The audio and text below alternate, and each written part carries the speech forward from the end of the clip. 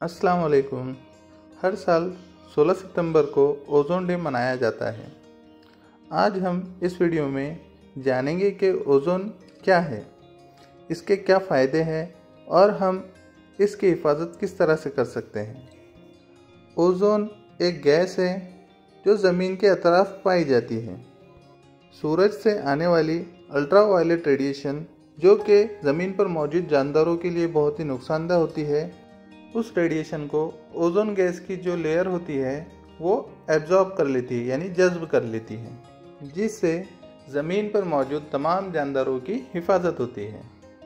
Ozone gas की इस अहमियत को ध्यान में रखते हुए हर साल 16 सितंबर को बैनुल अक़वामी ओज़ोन दिन मनाया जाता है, ताकि लोगों को इस बारे में बताया जा सके और ओज़ोन गैस की जो लेयर ज़मीन के अतराफ मौजूद है उसकी हिफाजत की जा सके। अब आगे हम इस वीडियो में जानने वाले हैं कि ओज़ोन लेयर को कौन सी चीज़ें नुकसान पहुंचाती है और हम उसकी हिफाजत किस तरह से कर सकते हैं। सबसे पहले हम ग्रीन हाउस गैसेस के बारे में मालूमात हासिल करेंगे। मेनली ग्रीन हाउस गैसेस में 6 गैसों का शुमार होता है।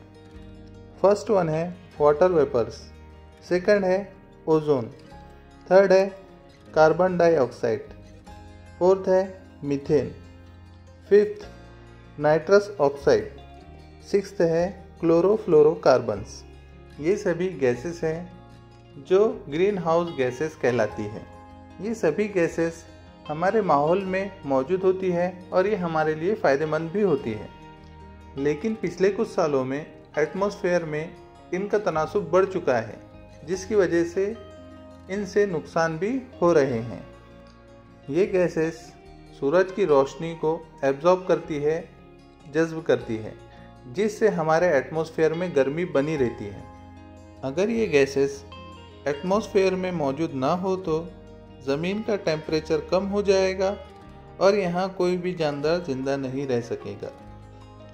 लेकिन पिछले कुछ सालों में इन सब गैसों का तनासुब एटमॉस्फेयर में बहुत ज़्यादा बढ़ चुका है, जिसकी वजह से ज़मीन का टेम्परेचर भी बढ़ रहा है और साथ ही साथ ओज़ोन गैस की लेयर जो कि ज़मीन के अतराफ मौजूद है उसकी थिकनेस यानी मोटाई कम हो रही है और कई जगह तो ओज़ोन लेयर में सुराख भी हो गए हैं, जिससे ज़मीन पर मौजूद जानदारों के लिए ख़तरा बढ़ गया है।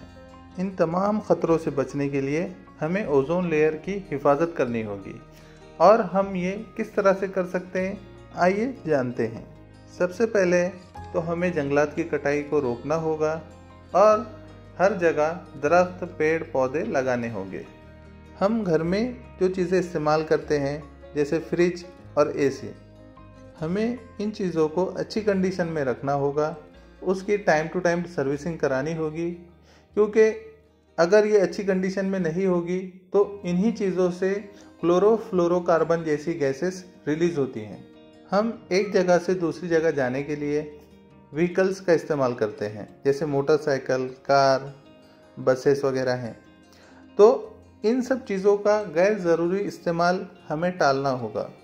और इसके अलावा हम डेली लाइफ में जो डिटर्जेंट, सोप या फिर परफ्यूम वगैरह इस्तेमाल करते हैं, तो ये भी हमें ऐसे ख़रीदना चाहिए जो इको फ्रेंडली हो।